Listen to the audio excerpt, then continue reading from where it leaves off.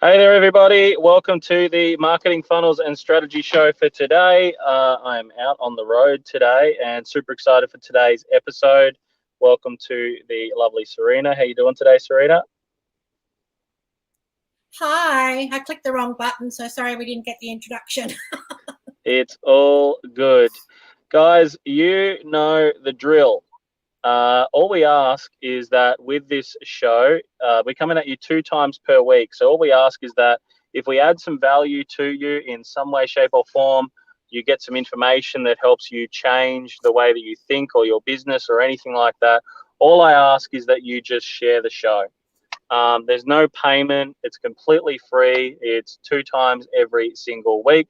So all we ask is you just share the show. Um, Today's episode, we want to talk to you guys about your marketing, your business. We want to talk about, how are you generating your leads currently for your business? And, number one is, are the people that you're targeting right now, are they an ideal fit for your product or service? Because a large percentage of all the businesses that you are, or all the people that you're targeting at the moment, are they the type of people that's going to pay what you're fully worth in your business? I find a lot of people, what they're doing these days is they are basically charging like less than what they probably should be.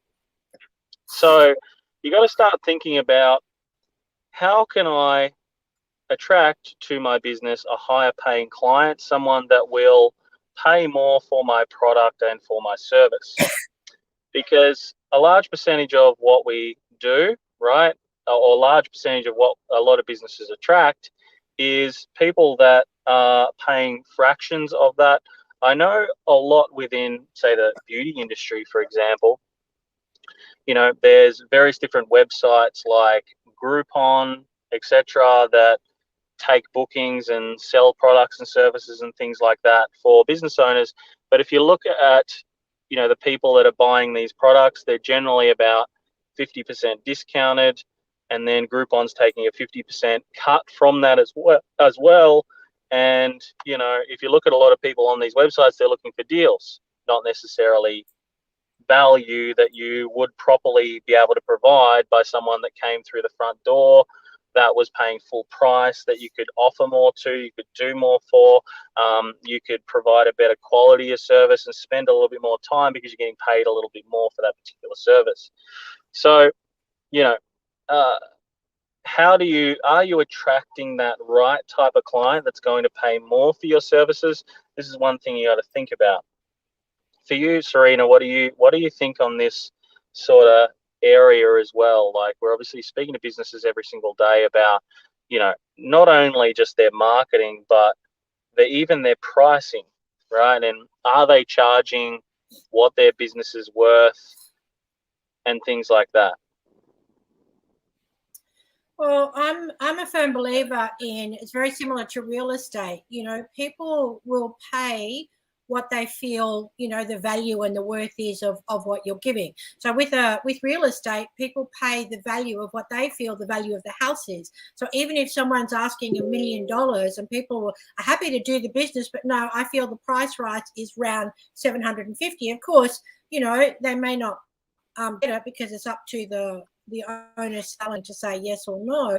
But if you have 10 people come in and say, no, that's a bit high, I'm only prepared to pay 750, you have to start listening to stuff like that. So when you're pricing your business, I've noticed with some people, they look at other people who are selling something similar or providing the same sort of thing, and they think, oh, they're selling this for 1,000, so therefore mine has to be valued at 1,000. But they're totally two completely different things sometimes. So the person selling for 1,000 might be doing the most amazing service, amazing outcomes, whereas that person who's just could be about the money, and therefore is not actually giving the same service or whatever, it soon pans out to people, the difference. So you've really got to make sure that you're, what the value of your business is, and that you give the value inside the value of your business so that people are prepared to pay for it. So you do your homework, you do comparisons around the place, you sort of check out what everybody supplies and what you think your quality is in comparison to some of the name brands or gurus or something out there, and then price it. Now, if you're selling a product, and I think what people find is that nobody's coming to buy it, then there's a problem. And you've got to work out sort of where and what that problem is in regards to, have you overpriced it?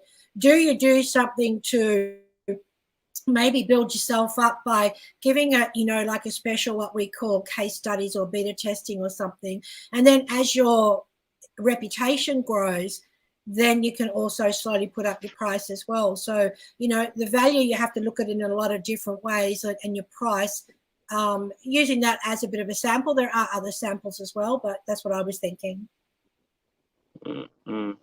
Because I mean, if you look at it, right, like lead generation for me isn't always about how can I get the most amount of leads in.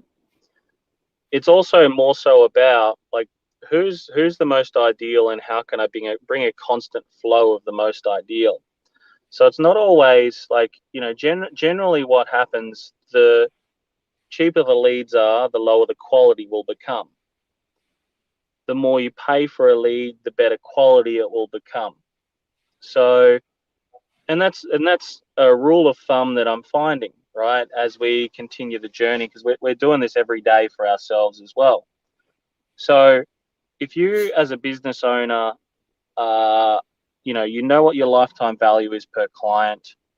And if you're charging more for your product and service, or you're charging a premium for your product and service, it does enable you to be able to then spend more in your marketing to be able to bring in better quality leads, which will therefore turn into, higher ratios or higher close ratios on the back end of all of your business's campaigns. So not always, yes, always volume is important, but being very specific about what you're after and knowing who's going to pay more for your service and your product and that's going to value it and so on as well. And building your avatar around that can make a huge, huge difference in the amount of revenue that your business is going to be bringing through every single day, every single week as well. So, by really diving deep on who pays the most for your product and service is the first step. The second step is obviously, working out the pricing in a way that you can provide an A-star product or A-star service, and then still having enough in that so that you don't even have to rush your clients out the door because you're going to the next meeting or whatever that is, or the next client's booked afterwards. You can do things like this when you have an A-star service, right? And you're actually charging what it's worth. Because, Jay Abraham says this best. He says there's only 3 ways to grow a business. You can acquire more customers, you can get customers to pay more for the products and services that you sell, or you can get them to sell more often or buy off you more often. And basically, if you do all 3 of those, you can get exponential growth over the next 12 months for your business. However, it's about that flow that's coming in. The better quality that flow is, the more effective you are with your time, the more effective your sales processes will become. Therefore, the more cash will come through the door per client.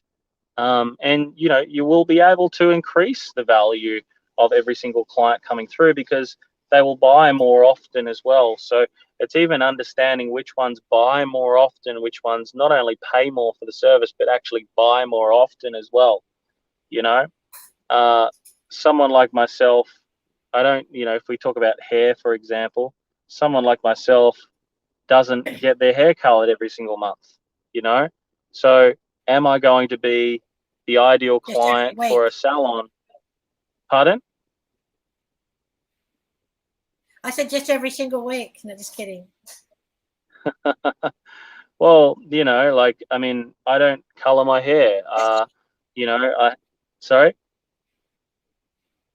Just kidding. Yeah. I know. I understand you kidding, but the point is, guys, you know, if I was targeted by a hair salon, it's probably not going to be a worthwhile thing. Yeah, it would be good to get me in this month to cut my hair. That's cool. It'll probably be $35, maybe $40, something like that. Great. And to get me to come in every 3 to 4 weeks to get my hair done, right? 35 to $40 every month from me adds up to, you know, about $400 to $500 a year. You keep me for the next 10 years. That's now $4,000 to $5,000 that I've paid to you over the next 10 years. So that's great. But if you were to target a female demographic who might be brunette, who might want to go blonde, who might want to maintain the blonde over the next 12 months, get a color, toner, all these other different things in it. Now that value of that one client per month has now gone up quite considerably. They might do it bi-monthly, for example, and spend about $199 or $299, and they'll come in every bi-monthly to be able to get redone again as a minimum. Now all of a sudden we're looking at, instead of someone who spent $30 a month, we're now looking at someone who spent, you know, $100 to $150 on a monthly basis, because they're coming back bi-monthly, or if we said bi-monthly, $200 to $300 bi-monthly that person comes back. So now we're looking at, instead of, you know, $60 to $80, we're looking at $200 to $300+ every bi-monthly coming into a business from one client, as opposed to 60 to 80. So you guys can kind of see the difference now, how quickly a business will be able to grow by just looking at a different demographic, looking at a different type of client to target specifically for that business. Now, let's say, for example, if you're, you know, I'm just using hair salons because it's the easiest to go by. If you were targeting guys, and then you were targeting guys that were clean shaven, right?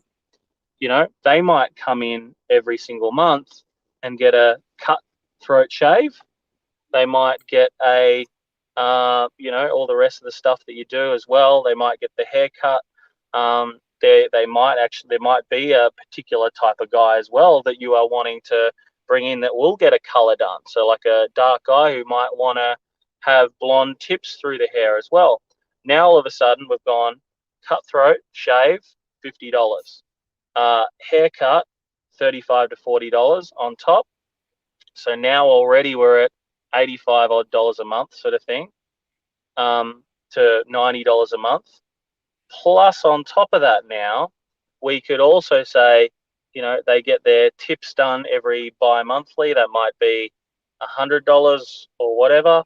Now all of a sudden, where, you know, that gets done bi-monthly, we're now well over $100 a month that a guy has spent by looking at a different demographic. So I use hair because, you know, everyone's got hair, and, you know, every single one of you run different types of businesses. Well, pretty much all of you probably will have hair anyway. There'll be a select few that might not, but you'll understand the concept. By changing the demographic of what you're after in your marketing and looking at who's going to pay more for the service, and every single one of you that are all in business will all have people like this in your, that you can target for your company, that will pay more, that will stay with you longer, or, well, not necessarily stay with you longer, but, you know, that's your job as a company, to work on retention. How do you retain these people long term? But every single one of you will have a demographic that'll pay more. You'll have a demographic that will, you know, with a solid offer put in front of them, will take some action on that particular offer to speed up the front end acquisition and bring in more cash flow for your business on the front end, which is what it's all about. Marketing and client acquisition and customer acquisition is all about, how can I get the highest quality potential client to come through the front door, putting their hands up saying, hey, I want to do this. And then what could we sell to that potential person to get them to buy at the highest possible value. Anything further you want to add to this, Serena, before we wrap it up? My phone's about to go flat. Yeah, no, I sort of went into lull, like in, you know, you were speaking so beautifully. I went into like a zombie zone. Just listening to your voice, you know. I'm saying it's not a bad thing. I'm just, you know, it's just so I was thinking how smooth you talk. It's just really, you know, calm and very, you know, you should be in the car more often. Maybe I should, but you know, I need the phone to last a little bit longer on battery because it's literally about to go flat. Okay. Awesome, guys. Well, look, thanks so much for tuning in for today's episode of the Marketing Funnels and Strategy Show. We're going to wrap this one up for today due to, you know, complications of mobile phones almost going flat. My screen is pretty much black, so I can't see anything at the moment. All I want you guys to do is to go back. If you're just sort of joining into the episode, I want you to go back to the front end of this episode, and I want you to just basically just go over what it is that we spoke about today. And do a deep dive. What does this look like for my business? If you need some help, I suggest just popping something into the comments saying, you know, I want to dive deeper into this, or just type customer below, and we'll reach out to you as well and sort of help you with a bit of a plan to be able to really find out and dive deep into this one subject so that you can start attracting those better people to your business as well, because every single one of you have that. So just remember this one thing in closing. If you do not fight for your own freedom, absolutely nobody else will. So every single day you must get out there. Every single day you must take action. Every single day you must make it happen. And remember to be the warrior. I'll speak to you guys next week on Monday, and we'll see you all then. Cheers.